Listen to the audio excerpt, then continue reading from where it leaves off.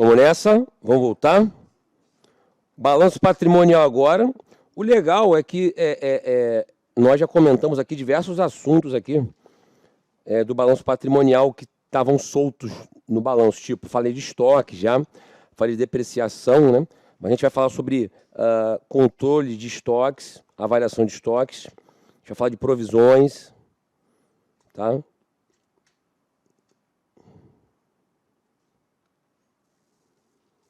Então, deixa eu montar aqui o balanço.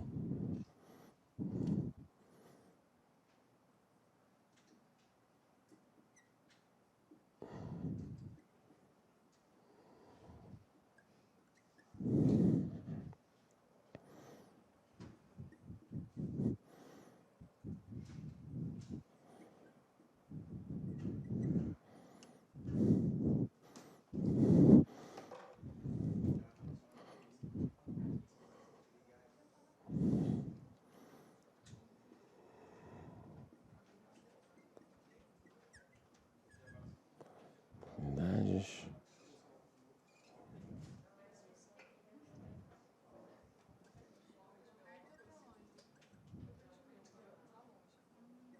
Estoques.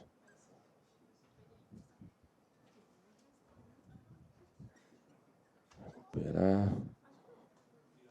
Despesas antecipadas.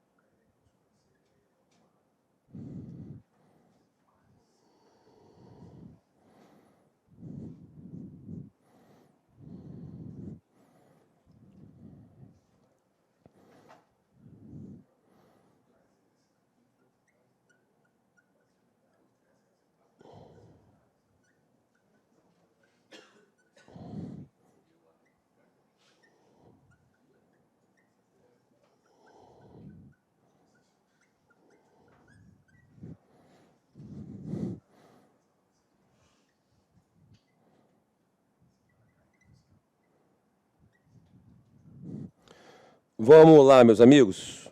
Vou começar a brincadeira aqui agora. Balanço patrimonial, agora esmiuçado tecnicamente, tá? Então, a minha perspectiva aqui é da gente, são 10h15 agora, a gente ir até a hora do almoço e avançar um pouquinho depois do almoço para tirar todas as dúvidas e a gente partir o último tópico DRE depois. A gente fecha o nosso conteúdo, tá? Estamos dentro do nosso horário aqui, que eu já imaginava. Bom, balanço patrimonial tecnicamente falando, tá? Demonstração contábil que evidencia, né, a situação patrimonial, a posição patrimonial de uma entidade, tá? E quando eu falo de patrimônio, qualitativo e quantitativo, composição e valores, beleza? Tá? Então, demonstração contábil que evidencia a posição patrimonial. Ponto importante, muitos consideram o balanço patrimonial como uma demonstração estática. Por que estática? Ela tira uma foto em um período específico. Olha, qual é a posição patrimonial no dia 31/12/2021? Então, é a posição estática, é como se fosse uma foto. Tá? Tecnicamente, ele é dividido em ativos, passivos e o patrimônio líquido. Ativos divididos em ativos circulantes e ativos não circulantes. De acordo com o CPC 26, que trata da apresentação das demonstrações contábeis, quais itens devem estar contidos, né, no ativo circulante? Aqueles que forem consumidos ou aqueles que gerarem caixa durante o ciclo operacional da empresa. E o que é o ciclo operacional da empresa? É o lapso temporal onde a empresa vende, recebe o dinheiro pela venda. Então, por exemplo, se eu comprei um estoque e o estoque demorou 30 dias para vender, o prazo médio de estocagem foi 30, ok? Depois que eu vendo a prazo, eu demoro mais 30 dias para receber. Então, o ciclo operacional seria o quê? O prazo médio de estocagem, quanto tempo eu demorei para vender, e mais o prazo médio de recebimento, que é quanto tempo eu demorei para receber. Então, o ciclo operacional dessa empresa é de 60 dias, beleza? Ok? Tá? Então, ou seja, considera-se circulante. Aqui, diferentemente da classificação de ativo, que eu preciso ter todas as características, aqui qualquer uma das características vale para ser circulante, ok? Ou seja, qualquer uma delas. Ou seja, ou ser consumido, ou ser vendido, ou ser recebido durante esse ciclo operacional, ou ser um item mantido com o propósito de venda, tá? Ou ser consumido, ou vendido, ou recebido até o final do exercício seguinte. Então, lembrando, como é que a gente trabalha com o exercício seguinte? De novo aqui, ó, 2022, 23 e 24. Então, se a minha base for 2022, até dezembro de 2023. Ok para vocês? Tá? Então, ou seja, até o final do exercício seguinte, ou seja, esse seguinte é 23, final de 2023. Passou 2024, passa a ser o quê? Não circulante. Ok para vocês aqui? Beleza? Tá? Ou seja, ou ser caixa equivalente de caixa. Então, se esses ativos tiverem qualquer uma dessas condições aqui, vai pertencer ao ativo circulante. Ativo circulante pressupõe ativo de giro rápido. Está sempre em rápida circulação. A expressão capital de giro vem do ativo circulante. Ok para vocês? Tá? Aí eu não vou esgotar todas as contas, não tem como, né? Mas vocês têm um plano de contas para a gente ir olhando as contas aqui. O que eu vou segregar aqui é em grupos de contas. Então, por exemplo, disponibilidade. Quais seriam as contas que fariam parte das disponibilidades? Caixa, banco, aplicações financeiras de liquidez imediata. Ou seja, sugere-se aí, está no material de vocês, cerca de 90 dias para ser considerado uma aplicação financeira de liquidez imediata. Ou seja, poupança, alguns tipos de CDBs, depois dos 30 dias eu posso resgatar. Né? Ou seja, então estariam todos eles aqui em disponibilidade. São subgrupos aqui que eu estou trabalhando com ativo, não são todas as contas, ok para vocês? Tá? Outro grupo, grupo de contas a receber de clientes, ou seja, valores que eu vou receber de clientes, seja de vendas que eu fiz a prazo, seja de prestações de serviços que eu fiz que eu não recebi ainda, sejam de clientes externos ou clientes internos, beleza? Valores a receber dentro de um curto prazo. Subgrupo importantíssimo, estoques, que nós falamos ontem, CPC 16, os estoques. Eu posso ter diversos tipos de estoques. Estoques de mercadorias de uma empresa comercial, estoques de matérias-primas para a empresa industrial, estoques de produtos acabados para uma empresa industrial, estoques de produtos em elaboração para a empresa industrial, estoque de materiais que algumas empresas prestadoras de serviço podem utilizar. Daqui, nós vamos falar sobre inventários, daqui a pouquinho. Tá? Ou seja, critérios de avaliação de estoque. Vamos falar de UEPS, PEPS e custo médio. Tá? Impostos a recuperar. Né? Nós falamos um pouco ontem e um pouco hoje. Ou seja, são impostos que a empresa vai utilizar para abater no imposto da venda. Então, eu posso ter o ICMS a recuperar, eu posso ter o IPI a recuperar, eu posso ter PIS e COFINS a recuperar. Né? Embora a gente só tenha trabalhado com ICMS e IPI, a gente não falou de PIS e COFINS, também são recuperáveis, dependendo do tipo de tributação que a empresa tem. Temos aqui as despesas antecipadas, que nós falamos dela ontem, lembram disso? Ou seja, toda a despesa que eu pago antecipadamente, cujo fato gerador ainda não ocorreu, prêmios de seguro pagos antecipadamente, anuidades que eu pago antecipadamente, tributos de uma maneira geral que eu pago antecipadamente, por exemplo, IPVA, IPTU, né, que eu pago para o ano todo, é um tipo de despesa antecipada, adiantamento de salários é uma despesa antecipada, adiantamento de 13º é uma despesa antecipada, porque o fato gerador ainda não ocorreu, então várias contas poderiam constar nas despesas antecipadas. Até aqui tudo bem para vocês? Beleza? Um grupo interessante aqui, um subgrupo, ativos não circulantes mantidos para venda. Ué, como assim, Anderson? Bom, a nossa norma, né, as nossas normas contábeis prevê a possibilidade de um item que poderia figurar aqui no ativo não circulante fazer parte do ativo circulante. Em que situação? Vamos imaginar aqui que o curso LAC não queira mais utilizar nenhum desses imobilizados para uso.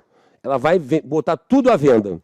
Então, esse cara deixa de ser imobilizado para ser circulante. Então, ele deixa de ser depreciado e ele passa a configurar aqui um ativo circulante, ou seja, mantido para venda. Ele não figura mais no grupo de baixo, ele sobe. Oi? Oi? E isso é que está aqui, ó. Ativo não circulante mantido para venda. Ele não é mais, não vai ficar mais aqui, agora vai subir para cá. Por quê? Porque o ativo não circulante, ele normalmente, o imobilizado, na maioria das vezes, ele é utilizado para uso, né? Utilizado na atividade fim, não para venda. Quando ele vai ser mantido para venda, ele deixa de configurar a sua natureza como imobilizado. Passa a ser um ativo circulante com a expectativa de venda no curto prazo. Tem até um CPC próprio para esse item, inclusive. E existem outras possibilidades de ativos circulantes, que eu também, senão eu ia ficar aqui a manhã inteira falando, né? Vão ter os instrumentos financeiros, que a gente vai falar na contabilidade avançada, que está lá no CPC 48. Existem ativos de operações descontinuadas, que a gente vai falar na DRE aqui. Então, existem outros possíveis ativos circulantes, mas, sem dúvida, né, os principais itens, os principais grupos foram tratados aqui no primeiro momento. Até que tudo bem? Querem fazer uma pergunta? Fiquem à vontade.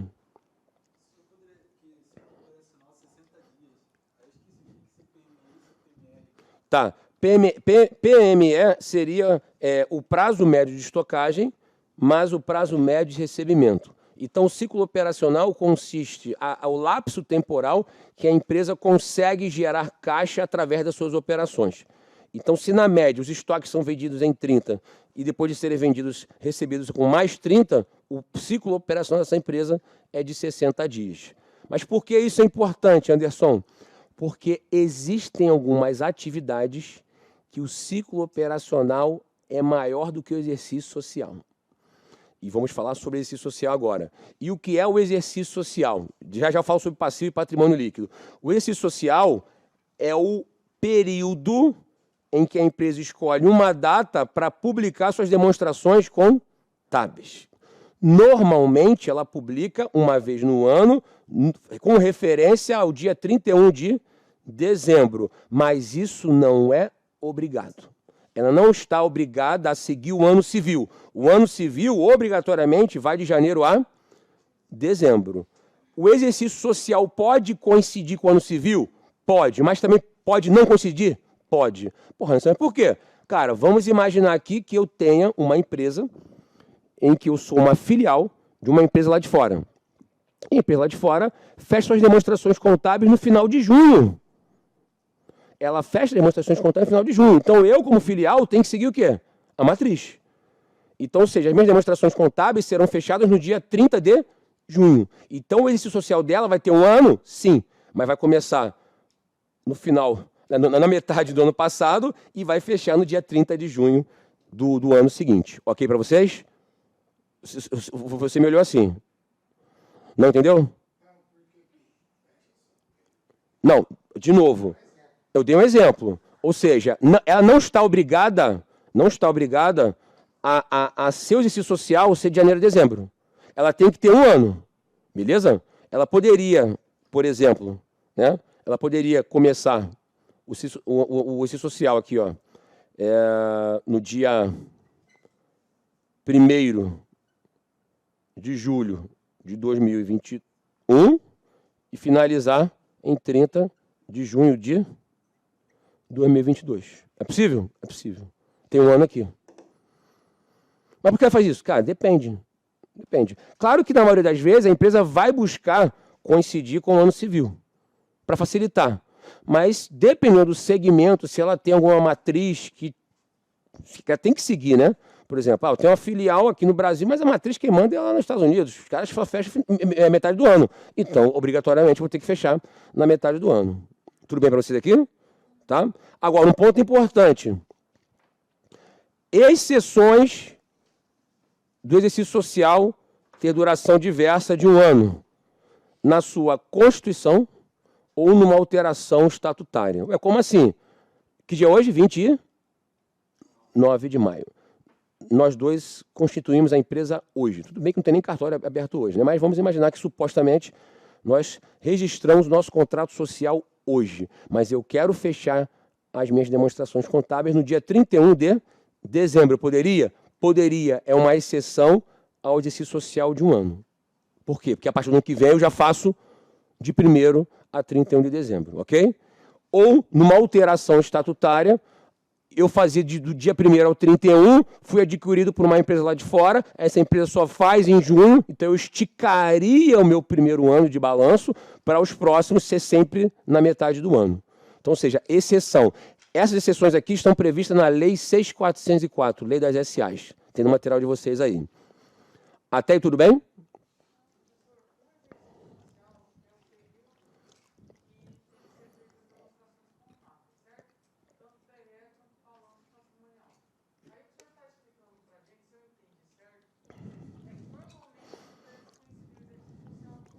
Isso.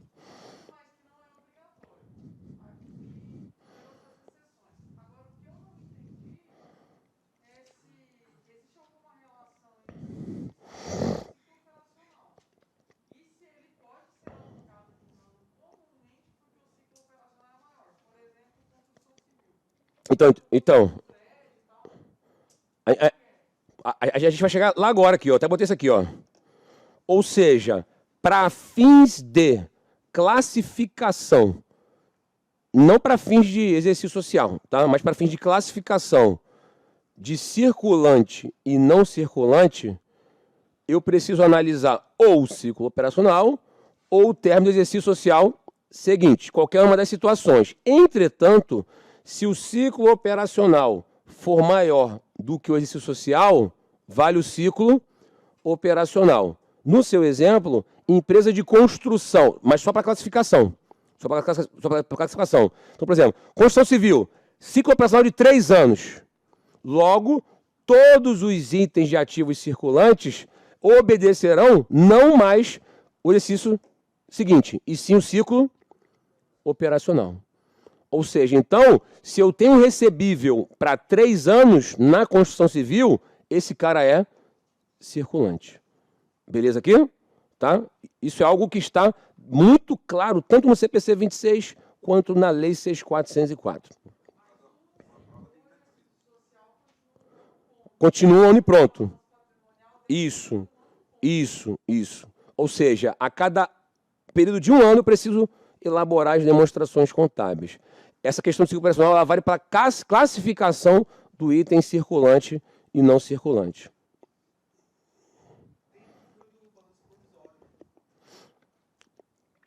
Cara, até existe, né? Até existe, mas é para algumas situações específicas. Porque, na verdade, o que acontece? A empresa pode fazer o seu balanço mensalmente? Pode. Ela pode ir montando o seu balanço mensalmente. Não há problema nenhum em relação a isso. Agora, a obrigação dela é, pelo menos uma vez ao ano, apresentar. Agora, claro que existem atividades, existem empresas que são reguladas, que precisam apresentar suas demonstrações contábeis com mais frequência. Trimestralmente, por exemplo. As grandes companhias apresentam trimestralmente. Então, é muito comum, se vocês baixarem Petrobras, a Caixa, né? Deve fazer isso também. As SAs, de uma maneira geral, as empresas de grande porte apresentam trimestralmente as suas demonstrações. Mas nada impede que ela faça mensalmente, entendeu? Então, pelo menos uma vez no ano ela tem que fazer. Né? Mas existem empresas que fazem aí com mais frequência. Até aí, tudo bem? Ó, esse é um tipo de assunto que vocês têm que perguntar mesmo, tá? Que é muita coisa envolvida aqui, tá?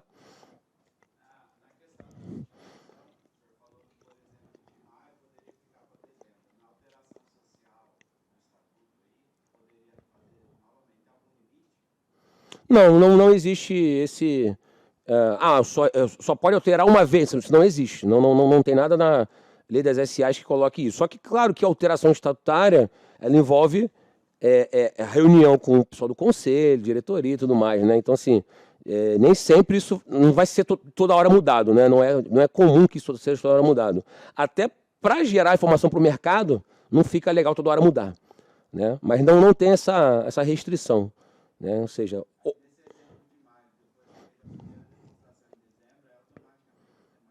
Começa em janeiro e dezembro direto. Isso. Tá?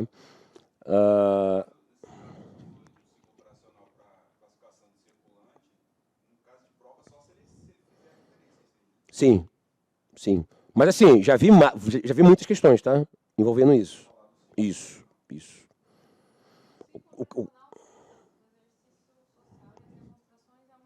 Isso. Se o ciclo operacional 3 anos, hipoteticamente, né? É porque, na maioria das vezes, o ciclo operacional é muito menor que 1 ano. Né? Então, ele nem se preocupa muito em...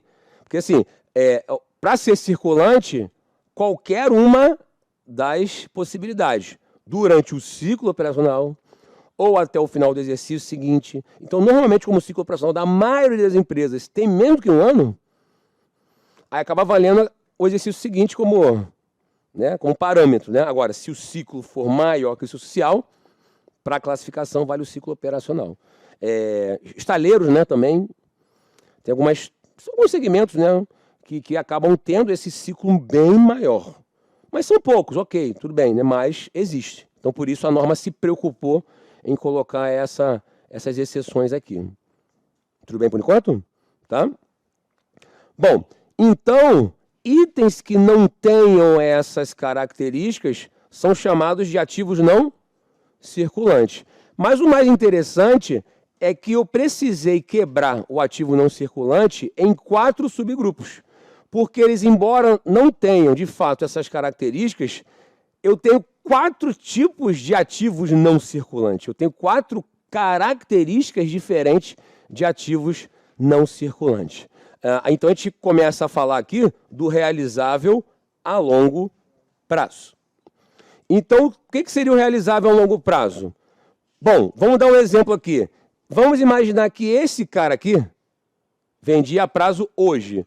E eu vou receber esse cara em 2024. Então, ele vai ser o quê? Um ativo não circulante, realizável a longo prazo. Tudo bem aqui? uma despesa antecipada de um seguro, contratei por 48 meses. Parte vai estar no curto, parte vai estar no longo prazo. Ok para vocês? Tá? Agora, informação importante. Transação com partes relacionadas.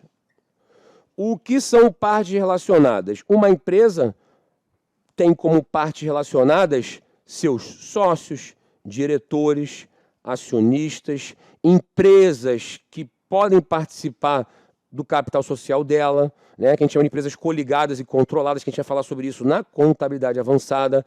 Quando existem transações com partes relacionadas, mesmo que seja de curto prazo, será classificado no realizável a longo prazo. Por quê? Por prudência.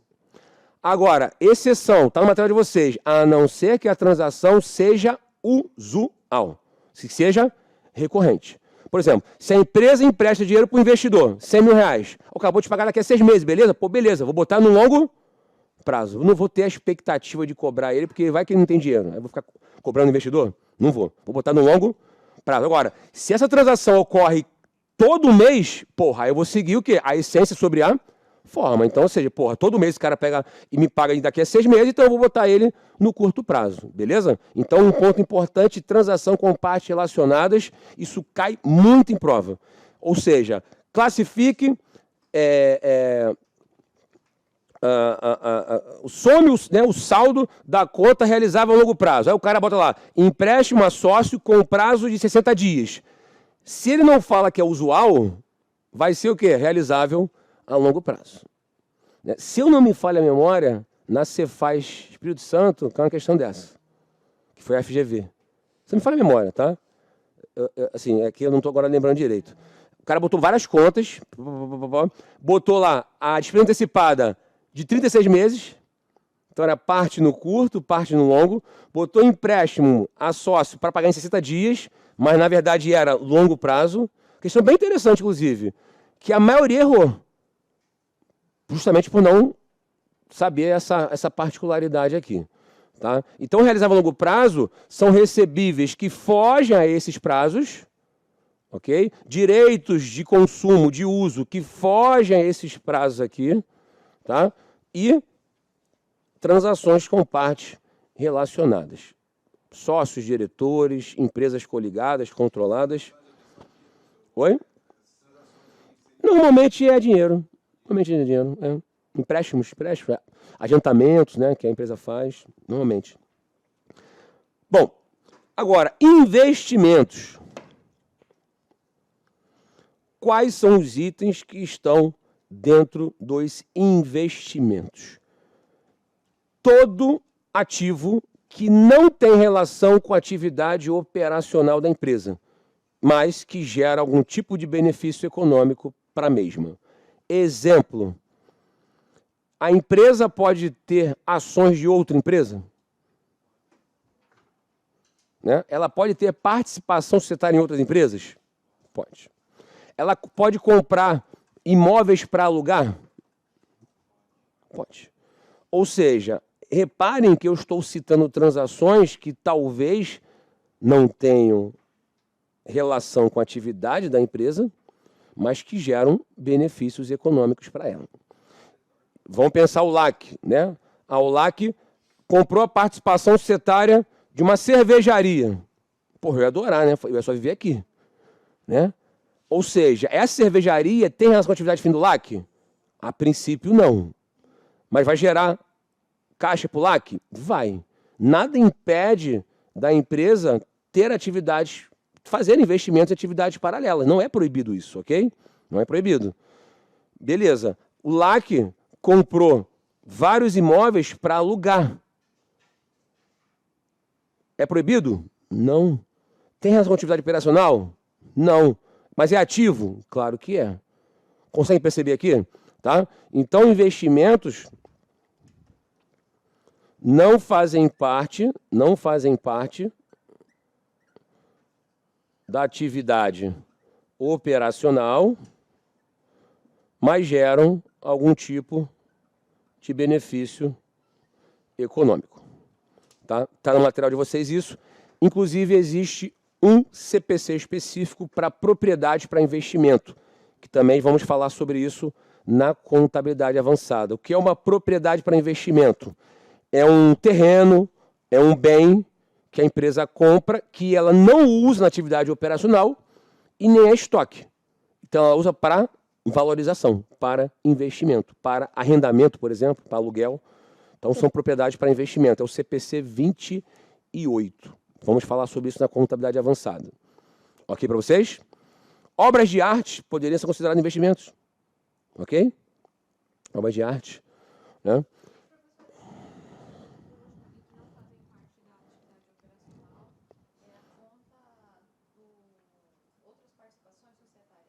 Oi?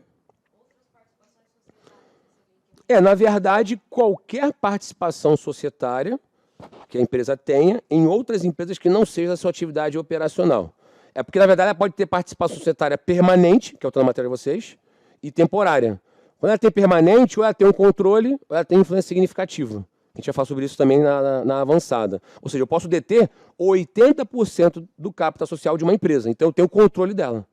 Ou seja, é uma participação societária, um investimento permanente. Agora, eu posso ter uma participação pequena, mas também que seja investimento. Entendeu? Tudo aqui é investimento. Imobilizados. Intangíveis, vou trazer para cá. Imobilizados previstos no CPC 27. Intangíveis previstos no CPC 04. O que é um ativo imobilizado? Ele é um ativo com substância física, é um bem corpóreo, ou direito de uso de um bem corpóreo. Uso na atividade fim ou na parte administrativa, que vai gerar benefícios econômicos por mais de 12 meses. Então, características do ativo imobilizado. Um bem corpóreo ou direito de uso de um bem corpóreo, substância física, utilizado na atividade fim ou com finalidades administrativas, ou seja, não tem o propósito de vender. Ok para vocês? Tá? E cujo benefício econômico espera-se que seja superior a 12 meses. Então, vocês concordam que tudo isso aqui seria ativo imobilizado? Do LAC? Porra, eu posso elencar um monte que eu botei no material aí. Máquinas, equipamentos, móveis, utensílios, veículos, terrenos, né? Instalações, benfeitorias, imóveis terceiros, né? Lembra que falamos sobre isso ontem, né? Ou seja, e os imobilizados estão sujeitos ao quê? Depreciação, exceto os terrenos. Terreno não se deprecia, ok? 12 meses de benefício econômico. Eu preciso que esse imobilizado... Oi? Tudo que envolve a construção em cima do terreno, ele é depreciável. Tanto que o terreno, ele é contabilizado separadamente. Por quê? Cara, eu posso demolir a construção e quem está lá intacto? Terreno. Terreno você não consegue precisar a vida útil. Por isso ele não é depreciável. A não ser que seja um aterro sanitário, por exemplo. Aí tem uma...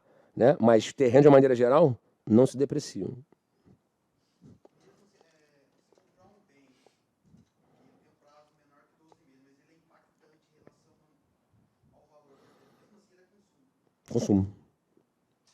Consumo.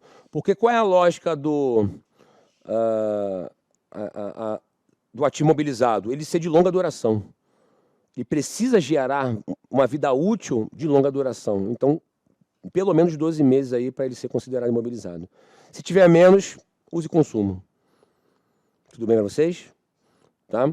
Então, o imobilizado tem essas características. Utilizado na atividade fim da empresa, com finalidades administrativas, não é para venda, não é para investimento, assim, investimento que eu digo, investimento, aquele tipo de investimento ali, né? É para uso ou com finalidades administrativas. Oi? Sim.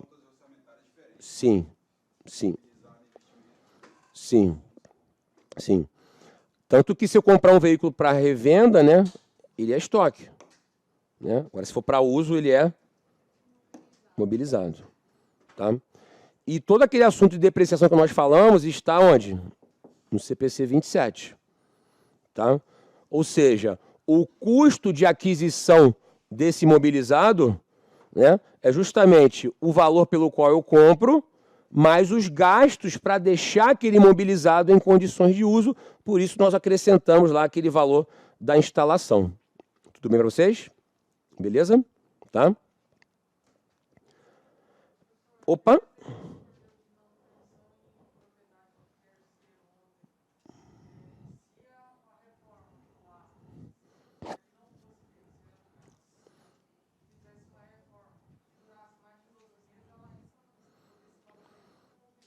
Se a reforma aumentar, né, a vida útil, a performance daquele ativo, vai entrar no valor do imobilizado. Sim. Sim.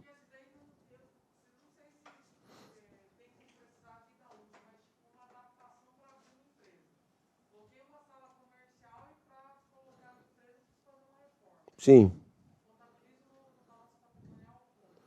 Então, na verdade, o que acontece? Você está fazendo uma reforma para poder abrir. A sala não é sua, beleza? Então, é uma benfeitoria imóvel de terceiros. Né? Coloca no imobilizado a princípio. Tá? Isso, perfeito. Aí, essa negociação você vai fazer com o proprietário. Né? Ou seja, olha, em vez de pagar R$3.000 de aluguel, eu pago 2, porque eu vou descontando esses R$1.000 e esses R$1.000 vão sendo depreciados, né, até zerar esse gasto, entendeu? Tá? Então, assim, o mais interessante é que a própria banca Cefaz Espírito Santo, quando ela fez o concurso, né, que foi a FGV, ela falou o seguinte, ó, existem ferramentas, peças sobressalentes que a empresa pode ter, né, que ela pode usar, que se também tiver expectativa de uso por mais de 12 meses, também é imobilizado. Caiu isso na prova, inclusive. Ou seja, peças sobressalentes, né, ferramentas, né, que ela tem expectativa de usar por mais de 12 meses, também é imobilizado. Não, a empresa que compra, né, compra ferramentas, peças, né. Então, se eu tiver a expectativa de usar por mais de 12 meses, esses caras, também é imobilizado. Tá? Porque não é estoque, porque ela não compra para revender, né? Assim, ela compra para uso. Agora, se tiver menos, é uma despesa antecipada e quando usar vai ser...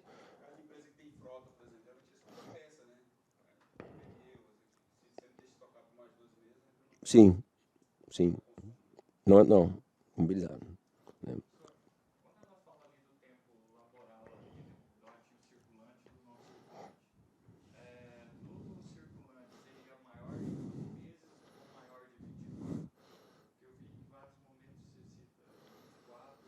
Não, é porque, na verdade, é o seguinte... Uhum. 48 meses, então 12 meses ficaria no ativo circulante e os 36 meses no ativo não circulante? Ou era 24? É porque, na verdade... Entendi. É porque, na verdade... Sim, sim. O que acontece? Se a banca não mensurar a data da transação, eu vou considerar 2 anos de curto prazo. 2 anos. Se não mencionar o dia que foi feita a transação. A determinada empresa fez um empréstimo de 48 meses. Pô, se ela não falar a data, porra, aí, meu irmão, vai ser 2 anos de curto prazo, 2 anos de longo prazo. Na prática se utiliza no circulante 12 meses e acima de 12 meses... Então, é que tá, não é 12 meses, é 12 meses após o exercício social seguinte. Entendeu?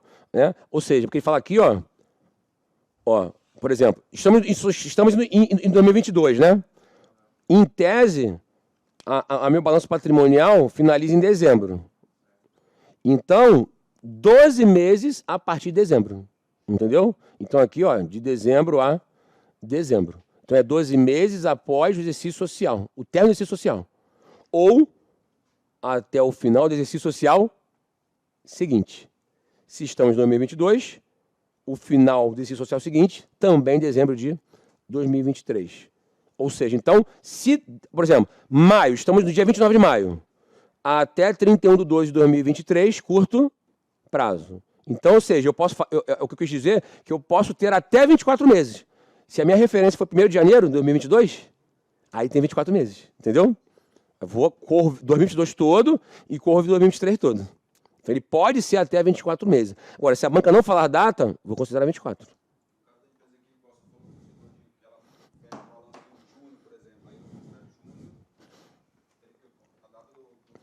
Isso. Se a empresa fecha em junho, ou seja, junho de 2022 até junho de 2023, até 24. Então, ou seja, até junho de 2024 é curto prazo. Tá? Então, repare que existe muita bobagem. As pessoas falam assim, 12 meses. Não, não é 12 meses não, calma. 12 meses da onde? Né? Ou seja, é porque eu conto 12 meses da data do término do exercício social desse ano. 31 de dezembro de 2022, mais 12 meses. Beleza? Né? Ou seja, até o final do exercício social seguinte, que é a mesma coisa. Consegue perceber? Tá? Agora, se a banca não fala nada, 24 meses, amigo. Porque aí eu tenho até o final do outro ano para... Não fala data, né? Então, estou supondo que são 24, entendeu? Beleza aí? Tá? É isso aí mesmo, tem que perguntar, galera. Show de bola. Então, opa. Sim, sim.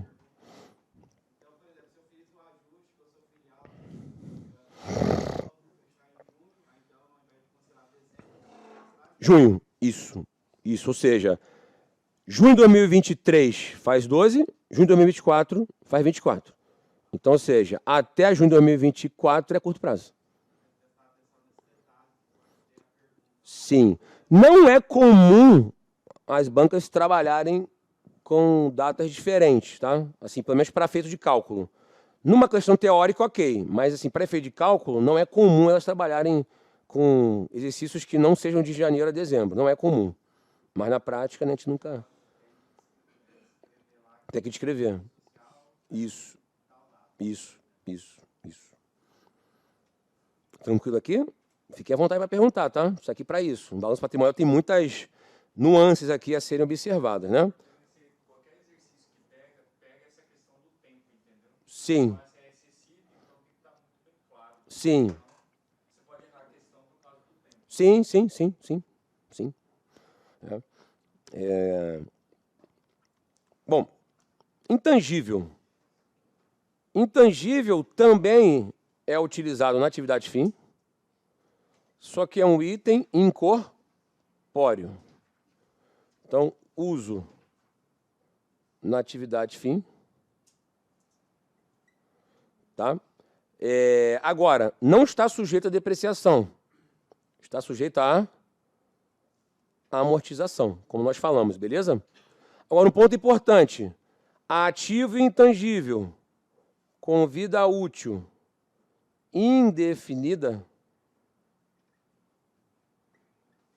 não sofre amortização. É por quê? Se eu não tenho a vida útil definida, como é que eu vou amortizar? Amortizar como? Né? Parece meio óbvio isso, né? Mas, cara, isso chove em prova. Chove em prova. Tá? Mas que tipo de ativo é intangível? Poderia não ter a vida útil definida? Marca? Como é que eu vou definir a vida útil de uma marca de uma empresa? Consegue perceber isso? Talvez não consiga. Né? Então, ou seja, mas ativo intangível, me dê exemplos aí, Anderson. Software, licença de softwares, tá? Marcas, patentes, desenvolvimento de produtos. Aí está um ponto muito importante do CPC 04, ou seja, diferença clássica entre pesquisa e desenvolvimento. Normalmente não tem lá o setor de P&D, né? De pesquisa e desenvolvimento. Ou seja, para o CPC 04, nenhum gasto com pesquisa é ativado. Será sempre despesa. Por quê? Porque a despesa, aliás, a pesquisa, é um momento que eu não consigo comprovar a viabilidade econômica do ativo ainda. Vocês concordam? Eu estou fazendo uma pesquisa.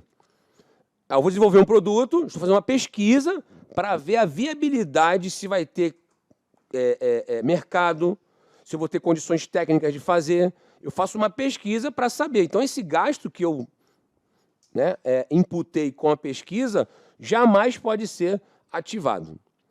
Agora, uma vez a pesquisa sendo realizada, eu falei assim, pô, agora eu acho que eu consigo começar a desenvolver esse cara. E, então, os gastos de desenvolvimento podem ser ativados se a empresa conseguir comprovar viabilidade econômica, técnica e operacional. Ou seja, no momento em que a empresa consegue comprovar viabilidade técnica, operacional e econômica, a forma de geração de caixa, quem vai comprar, quem vai utilizar aquele serviço, aí ela pode utilizar esses gastos dentro do ativo intangível. Então, vai ter lá uma linha no intangível chamada desenvolvimento de produtos. Pesquisa, jamais. Pesquisa é sempre despesa. Aí, pergunta que eu faço. Então, você está falando o seguinte, mesmo na fase de desenvolvimento, eu posso não ter que ativar esse cara, né? Sim. Se eu não conseguir ainda comprovar a viabilidade técnica, esse cara continuará sendo despesa. Eu só começo a ativá-lo quando eu comprovar viabilidade técnica. Isso é muito subjetivo. Cara, até é. Mas aí é a empresa que vai ter que analisar o seguinte, em que momento adequado ela vai fazer isso? Porque essa empresa vai ser auditada. Então, se... Tem que estar na explicativa. Tem que estar na explicativa.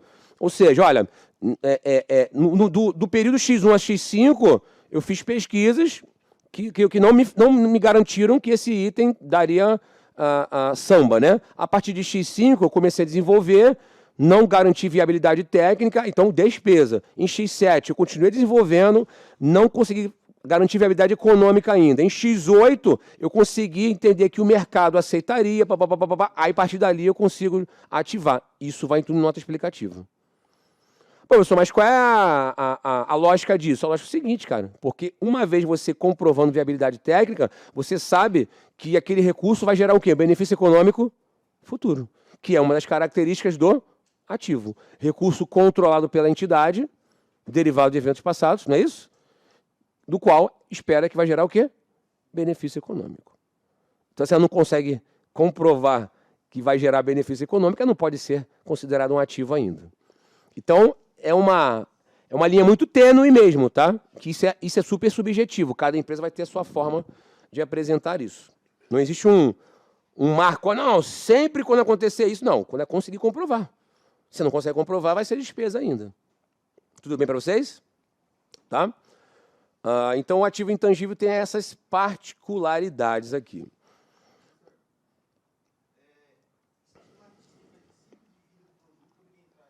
Sim. Mas, por exemplo, quando você fala de intangível, você normalmente fala... normalmente, né, você fala de um gasto que você tem para desenvolver algo. Né? Por exemplo, quando eu adquiro a licença de um software... Pensa no software. Mas o software é muito importante a gente entender também o seguinte. Vocês concordam que esse computador aqui tem o Windows? O Windows é um software, né? Vocês acham que o Windows aqui é intangível? Não. Por quê? Porque, na verdade, não consigo dissociar o Windows do notebook. Para ser ativo intangível, ainda tem uma outra característica, que ele precisa ser identificável separadamente. Se o micro não consegue se utilizar sem um software, esse software, na verdade, que faz parte do micro, tudo faz parte do imobilizado. Então, esse notebook aqui é imobilizado, com tudo que tem dentro. Não faz sentido eu tirar o Windows daqui e botar como intangível. Não existe isso. Agora, se eu adquiro uma licença de um software, de sistema integrado, que eu posso acessar na nuvem, posso acessar em qualquer lugar, esse cara é intangível. Ok para vocês aqui? Isso, expira. Ela expira. Posso renovar? Posso, mas ela tem um prazo.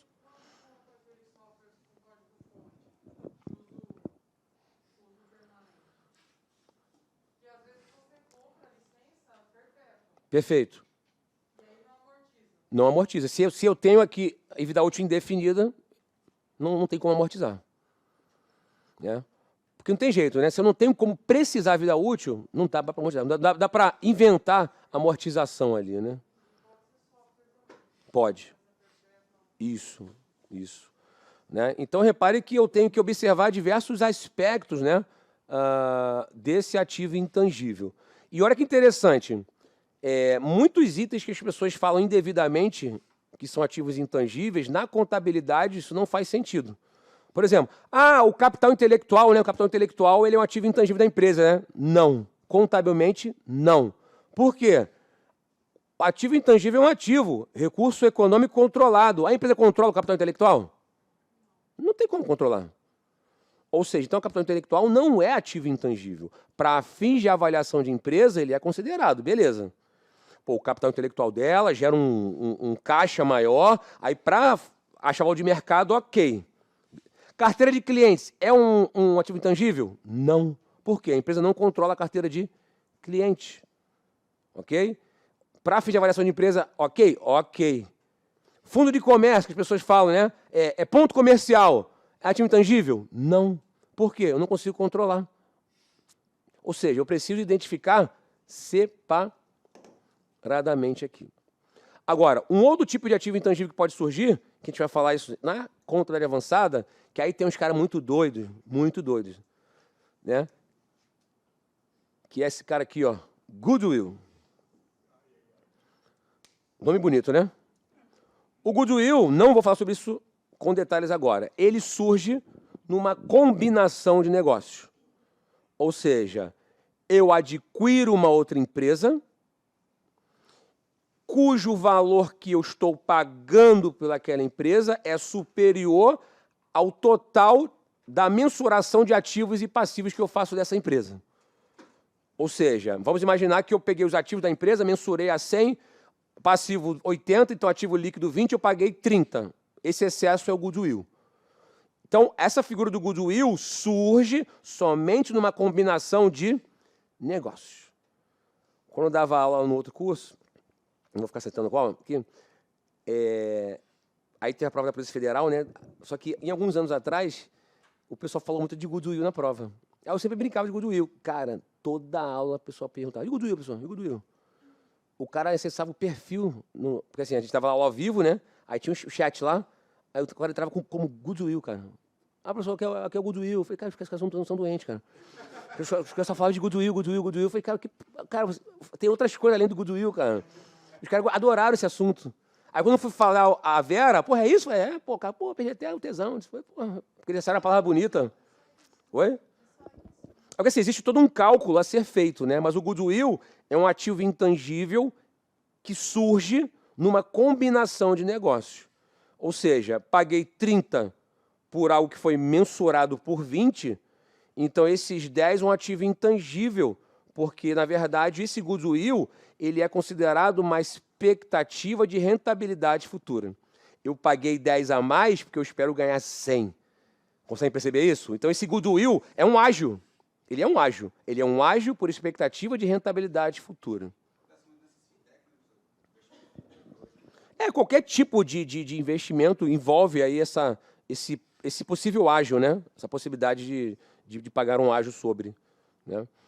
Então, assim, existe essa figura do goodwill aqui que a gente vai falar só na avançada. A avançada vai ficar bom, né? Avançada, né? Vai ficar legal, né? Vai ficar legal. Até aqui, tranquilo aqui, querem fazer perguntas? Repare, a gente está dissecando aqui o balanço patrimonial bem aqui, né? Que é essa a nossa proposta mesmo. E eu nem falei do passivo ainda, né? Só no ativo. Né? Nem falei do passivo ainda, né? E nem do patrimônio líquido, né? 11h05. Estamos no script, estamos no jogo, tá? Eu espero finalizar passivo e patrimônio líquido até meio-dia, ou um pouquinho antes de meio-dia, a gente já está para almoçar. Aí eu faço as considerações finais de avaliação de estoques, a gente parte para a DRE, que é o nosso último assunto de... Tá aqui, tá aqui.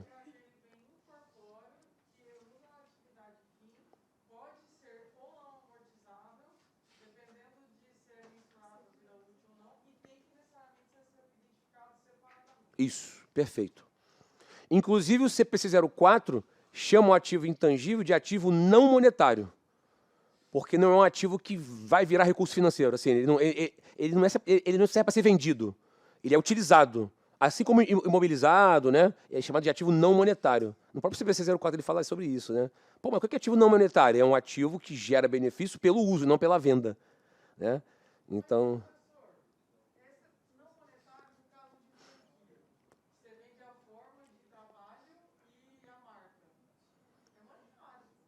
Desculpa, não entendi.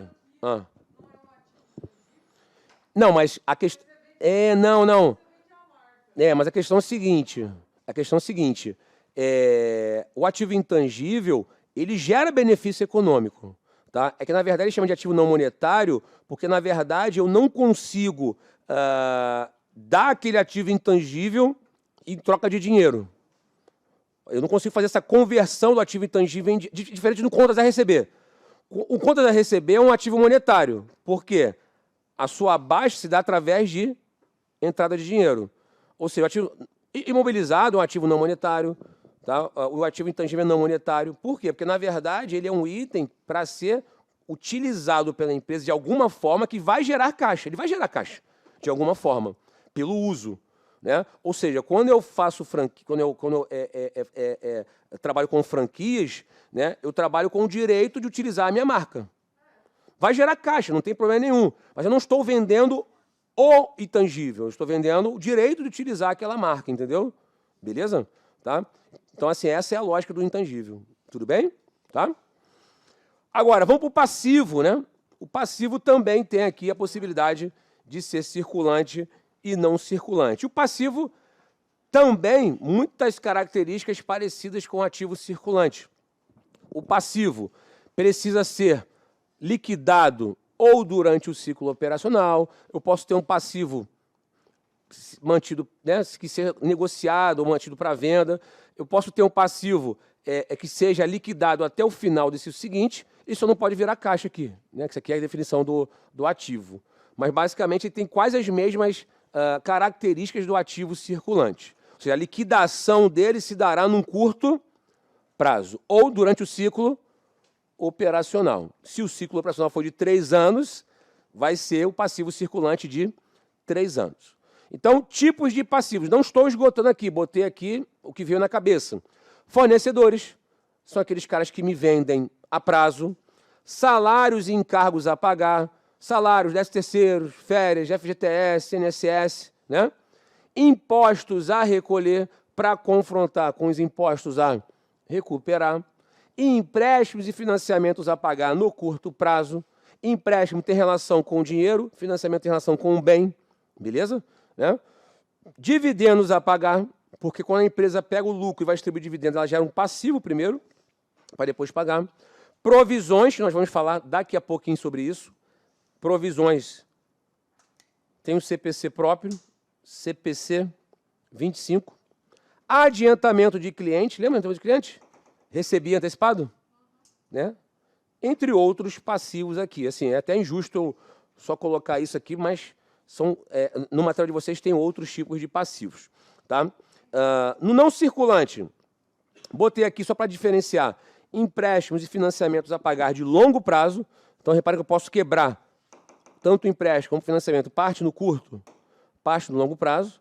Né? As debêntures, normalmente, são de longo prazo. Normalmente. Debêntures são títulos, né, emitidos pela empresa com o objetivo de captar recursos. Tá? Então, normalmente, elas estão no longo prazo, mas nada impede que ela seja de curto prazo. Botei aqui só para ter mais uma conta aqui no não circulante. Oi? Isso, normalmente estão no longo prazo, né? Normalmente. Bom, dito isso, vamos falar de provisões. Provisões têm um CPC próprio. Assunto bem interessante aqui, inclusive.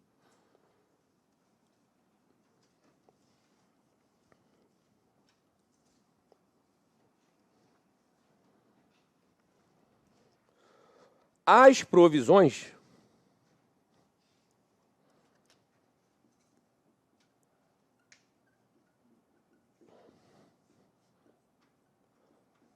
são passivos que envolvem estimativa de valor. Por quê? Normalmente possuem prazo e ou valores incertos. Ué, como assim, Anderson? Não entendi. Então vamos lá. Vamos imaginar que eu tenho uma empresa, demiti uma cacetada de gente por diversos motivos específicos.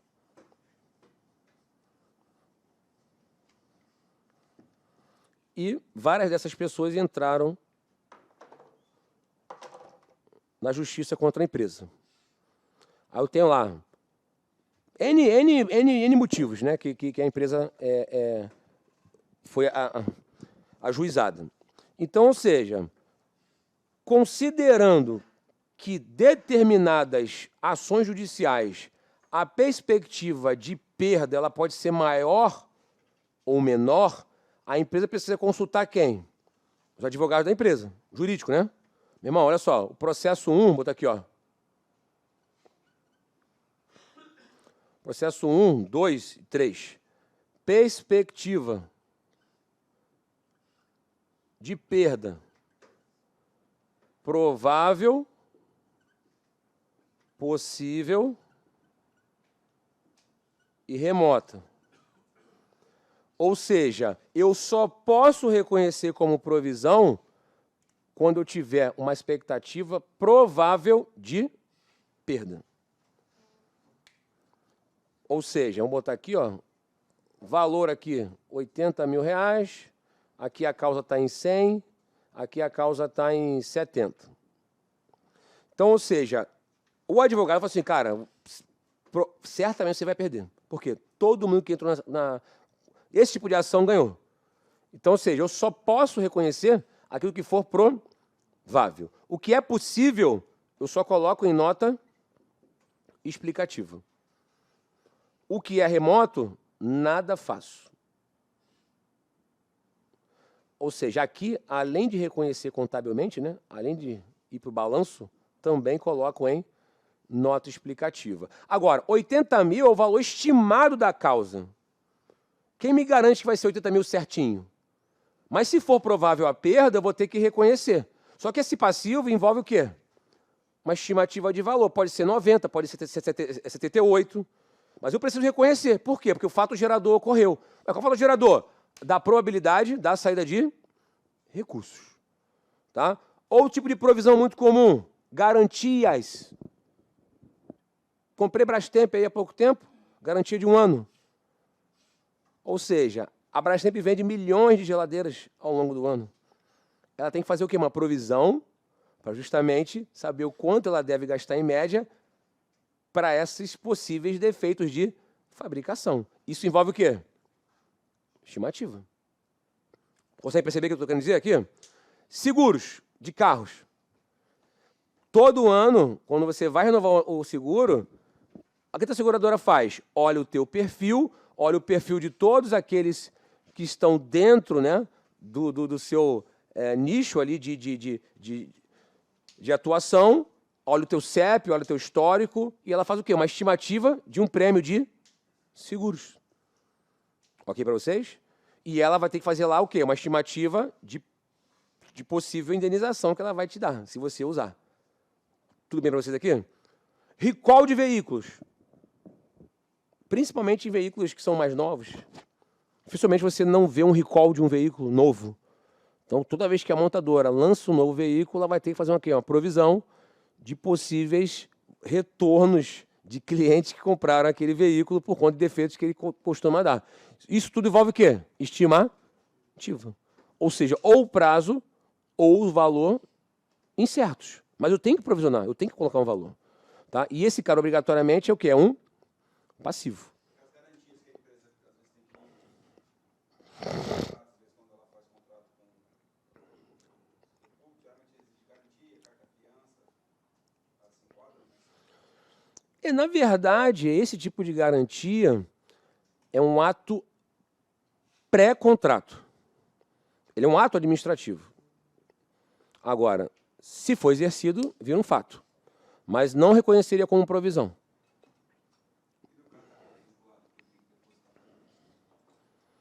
Então, mas aí é o seguinte, a questão é o seguinte, essa conta vinculada, ela gera um passivo para a empresa? Porque acontece, para ser provisão, eu preciso ter as 3 características do passivo, obrigação presente, derivada de eventos passados, e transferir um recurso econômico que seja provável a saída de recursos. Se não tiver essas características, ela não tem. Isso. Né? Então, ou seja, a provisão é um passivo. Tá? Mas para ser reconhecido, tem que ser provável a saída. Mas como é que eu vou saber, Anderson? A banca vai ter que informar. Se é provável, se é possível, se é remoto. Pô, Anderson, mas olha só. E se ocorrerem aí 3 possibilidades de saída de recursos? Exemplo. Está até na matéria de vocês. Vamos imaginar aqui que eu tenho uma empresa que ela venda lá um produto específico e ela te dá garantia, né? Defeitos maiores, vou botar aqui, ó, defeitos menores, ela estima gastar em média R$20, defeitos médios, ela estima gastar 50 e defeitos maiores, ela costuma gastar R$100. Aí ela vendeu 10.000 unidades desse produto. Né? Aí, por histórico, o que ela fala? Olha, desses 10.000, 70% não devem apresentar defeitos. Desses caras aqui, 15% vão apresentar defeitos menores. 10%, defeitos médios.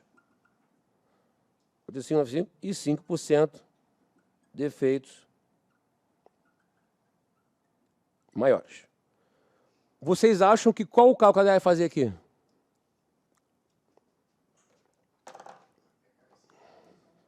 Oi? Ela vai fazer o seguinte, ó. 70% vezes 0, mais 15% vezes 20, mais 10% vezes 50, mais 5% vezes 100. Ela está, então, fazendo o quê? Um somatório das probabilidades de ocorrer cada cenário. Ou seja, então a provisão precisa ser com base nessas expectativas de saída de caixa. Então aqui vai dar o quê? Vai dar 0, né? Aqui vai dar 15% aqui, na verdade, de 10.000, né? Na verdade, eu tenho que botar aqui a quantidade aqui. Aqui vai dar o quê? 1.500, né? 1.500, aqui 1.000 e aqui 500, né? 500 unidades. Então, ou seja, 1.500 vezes 20 vai dar 30.000. 1.000 vezes 50 vai dar 50.000. 500 vezes 100 vai dar 50.000, né? Então, eu deveria provisionar R$130.000. Por quê? Porque ela tem a expectativa de ter esses gastos com essas probabilidades de acontecer. Tá? Mas o que a banca faz normalmente? Ela bota lá 5, 6, 7 processos, provável, possível e remoto. Aí ela te dá a possibilidade de você já ter reconhecido alguma coisa. Porque, por exemplo, se eu já tiver reconhecido R$100.000 aqui no possível, eu tenho que reverter. Porque eu só posso reconhecer o que é provável. Né? Ou seja, então, o que a banca faz? Ela te dá várias possibilidades e bota perspectiva de perda, provável, possível e remoto. Valor já reconhecido, né? Ou não, né? Aí você vai ter que avaliar. Ou seja, se eu não reconheci nada aqui, reconheço uma provisão de 80. Se eu já tiver reconhecido aqui uma provisão de 100 e for possível, eu tenho que reverter. Se eu tiver reconhecido 70 mil aqui remoto, eu também tenho que reverter. Né? Então, ou seja, as provisões têm essas características, né, essas particularidades. Não deixam de ser passivos, mas envolvem o quê? Estimativas. Tá? Anderson, mas como é que eu vou saber o que é provável? Ou a banca vai falar, ou vai dar o percentual. Sugere-se que a probabilidade de ocorrer seja maior do que a de não ocorrer. Então, se ele falar 50,5%, já é o quê? Mais provável de ocorrer do que não ocorrer. Ok para vocês? Então, se ele bota lá o percentual de probabilidade, 49, não é provável. 51, provável, porque a probabilidade de ocorrer precisa ser maior do que a de não ocorrer. Tá? Então, são as estimativas, né, envolvidas nos casos de provisões. Querem fazer perguntas? Fiquem à vontade aí. Não? Tranquilo aqui? Beleza. Adiantamento de cliente é justamente quando eu recebo antecipadamente, não deixa de ser uma receita antecipada aqui, né? E outros tipos de passivos aí que podem surgir, né, com o passar do tempo. Tá? Bom, patrimônio líquido agora, né? Ainda sobre provisões, só reforçar um ponto aqui.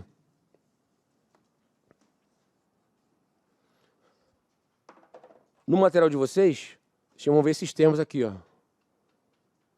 Passivo contingente e ativo contingente. Não são reconhecidos pela contabilidade, porque o passivo contingente é um passivo que não atendeu ainda às definições de passivo. Ou seja, ou a obrigação não é presente, não ocorreu ainda, ou a saída não é provável, é remota ou possível. Então, não posso reconhecer na contabilidade. E o ativo contingente da mesma forma. É um ativo que ainda não tem a definição de ativo. Mas que tipo de ativo seria contingente, Anderson? Vamos imaginar aqui que eu achei que eu tributei demais e entrei com um processo administrativo para reaver os créditos tributários. Aí o cara acha que por muita gente ter ganho, eu também vou ganhar. Mesmo que a probabilidade de ganho seja alta, eu só posso reconhecer como ativo quando o processo for deferido. Mas enquanto não for deferido, eu não posso reconhecer esse cara como ativo. Então, esse ativo aí seria um tal do ativo contingente, que pode vir a acontecer ou não. Então, ele não é reconhecido na contabilidade.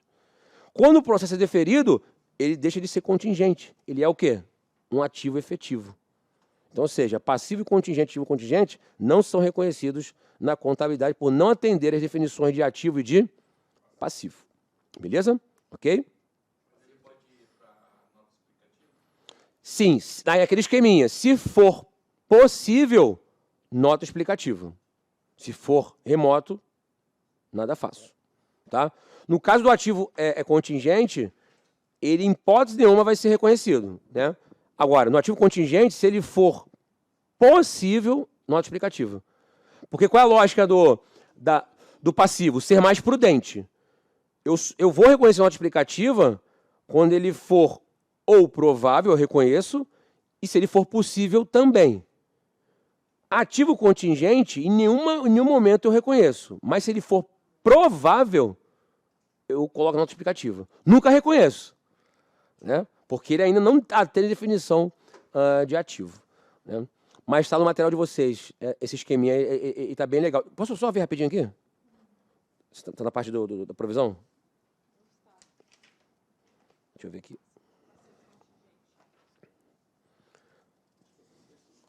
Aqui, ó. Tem um resuminho aqui bem legal, ó. Você tem o material de vocês aqui, ó. Tá aqui, ó. Remoto, possível e provável. Ó. Remoto, não faço nada. Isso é um passivo, né? Possível, não registro, mas coloco nota explicativa.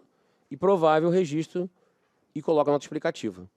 E o que é provável? Quando a chance de perda maior que 50%. né? Eu dou um exemplo aqui. E do ativo contingente eu também falo aqui, ó. 120, perdão, 173 e 174. 173 e 174.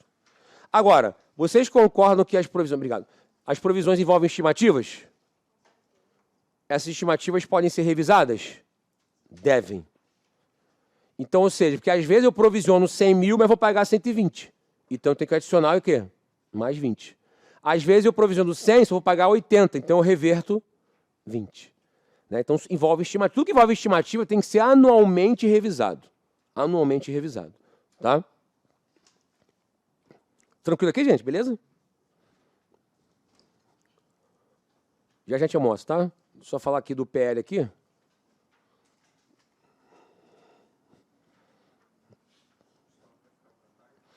Assim que voltar do almoço, a gente vai falar de estoque. Que a gente mata, aí a gente vai para a DRE. Bom, patrimônio líquido composto de capital social. O capital social, né, fazem parte, né, dos recursos que os sócios colocaram na empresa até aquele momento. E esse capital social não necessariamente precisa ser único, ele vai aumentando ou diminuindo, só que toda vez que eu aumento ou diminuo, eu preciso fazer uma alteração contratual. Né? Toda vez que eu vou aumentar meu capital ou diminuir, eu preciso alterar o contrato. Reservas de capital. A gente vai falar sobre isso com mais ênfase na contabilidade avançada. Reserva de capital. Aumentos no PL que não transitam pela DRE. Normalmente, são transações realizadas pelos próprios proprietários de capital. Exemplo, eu posso ter ações da própria empresa, lembra que eu falei que a empresa pode comprar ação dela mesma? Se ela vender por um preço maior que ela comprou, esse excesso não pode ir para a DRE, porque é uma transação feita pelo próprio proprietário. Então, esse excesso é reserva de capital. Então, aumento no PL que não transitou pela DRE. Tá? A gente vai falar sobre isso na avançada com mais tranquilidade. Tá? Reservas de lucro. Também vamos falar sobre isso na avançada, porque a gente vai falar sobre a DLPA e a DMPL. São duas demonstrações diferentes. Reservas constituídas do lucro. O lucro da DRE, eu vou constituir reservas. A única reserva que é a reserva obrigatória é a chamada reserva legal, de 5% sobre o lucro líquido. É a única reserva que é legal. Mas, de novo, vou detalhar na avançada. Eu só estou aqui comentando com vocês para a gente visualizar o balanço de uma forma mais geral aqui. Existem algumas restrições aqui, mas basicamente é 5% do lucro líquido. Tá? Então, existem diversas reservas que a gente vai trabalhar. Tá? Ajuste de avaliação patrimonial.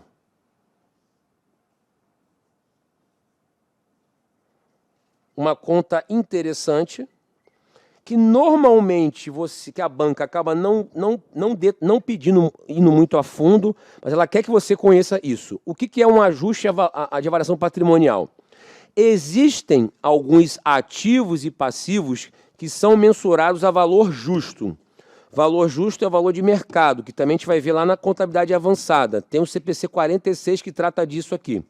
Então é o seguinte, toda vez que eu tiver um ativo ou um passivo mensurado a valor justo, que são pouquíssimos, inclusive, qualquer aumento ou redução no valor justo vai ter impacto diretamente no PL. Então, exemplo, vamos imaginar aqui que eu tenho uma empresa com capital social de 100, aplicou num instrumento financeiro de 100. Esse instrumento financeiro é avaliado pelo valor justo. Vamos imaginar que o valor de mercado desse instrumento financeiro ele vai aumentar em 10. De novo, não são todos os ativos que são mensurados por valor justo. Por exemplo, imobilizado não é, tá? Estoque, nada disso. Tá? Somente alguns itens específicos. Tá? Então, esse cara subiu 10. Então, se ele subiu 10, eu preciso fazer um ajuste de avaliação patrimonial aqui de 10. Se diminuir, a mesma coisa.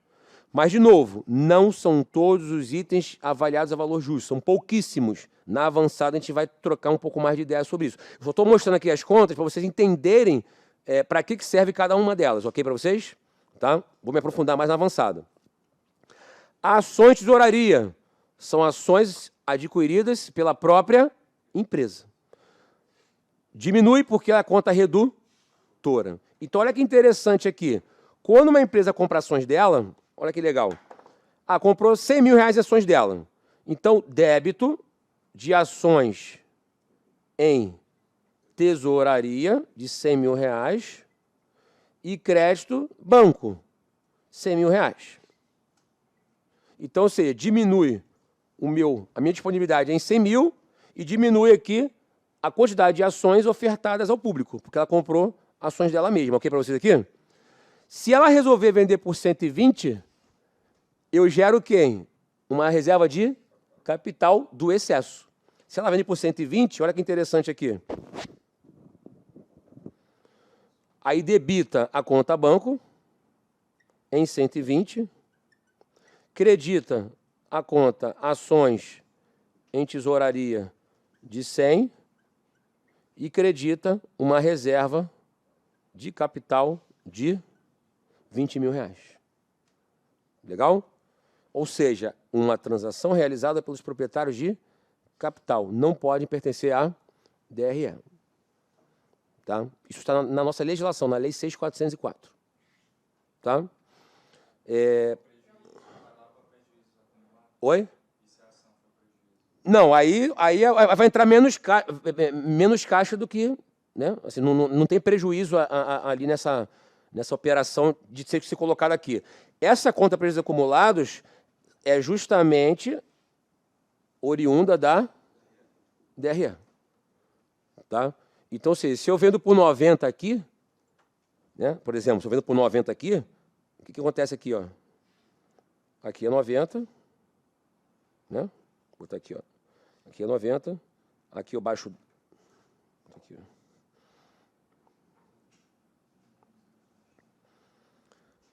ó. Aí vai entrar uma outra conta aqui, que é o seguinte, que é custo na emissão de ações, no valor de 10 mil reais. Porque ela também vai diminuir meu PL. Ou seja, eu tive um custo da emissão de ações, na venda. Né? Oi?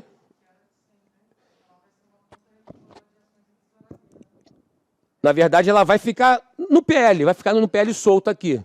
Que não vai ter mais ações de tesouraria, entendeu? Ela vai ficar diminuindo aqui o capital social. Tá? Porque a ação de tesouraria, na verdade, ela fica normalmente abaixo do próprio capital social. Na prática, na minha cabeça, estava dentro do PL. O quê? A questão quando dá o prejuízo, entendeu? Na emissão. Aí eu esqueci dessa prerrogativa ali do prejuízo acumulado. Entendi. É só do DRE. Entendi. Fica solto ali. Na minha cabeça estava no PL. Entendi. É que, na verdade, essas ações de tesouraria aqui, ela fica normalmente abaixo do capital social. Né? E se tivesse custo de emissão de ações, também aqui fica aqui como redutora. Isso. Né? E os prejuízos acumulados são os prejuízos sucessivos que a empresa, se tiver que apresentar prejuízos sucessivos, vai apresentar aqui no PL. Anderson, mas por que prejuízos acumulados e não lucros acumulados? Porque o lucro, de acordo com as novas normas internacionais de contabilidade, o lucro precisa ter destinos. A conta lucro acumulado ainda existe. O que não pode existir é saldo na virada do ano. Beleza? Então, ou seja, destinos do lucro. Primeiro, compensar prejuízo se houver. Primeiro, se eu tinha prejuízo, absorve. Depois, constituir reservas, principalmente a legal, que é obrigatória. Né? Terceiro, distribuir dividendos de acordo com o estatuto da empresa. E o quarto, aumentar o capital social, se ela bem entender. Mas as reservas já poderiam fazer isso já. Algumas reservas já têm o objetivo de aumentar o capital social. Então, reparem que eu não tenho o saldo da conta lucros acumulados, porque eu preciso destinar esse lucro. Agora, prejuízos acumulados vai precisar ter, né? Porque se eu tenho prejuízos sucessivos, vai ficar aparecendo lá no balanço. Tudo bem para vocês aqui? Beleza? Tá? Então, a gente... 11h35, a gente fecha aqui essa parte aí do balanço. Tá? Aí eu vou dar um tempinho maior para vocês almoçarem. Oi? Então, a gente vai voltar com estoque. Né? Depois do almoço, estoque. Depois DRE. Tá? Oi? 1 hora. Beleza aqui, gente? Não, gente, vamos iniciar às 13h. Eu vou dar um tempinho maior para vocês almoçarem, que domingo eu sei que é mais complicado. Beleza?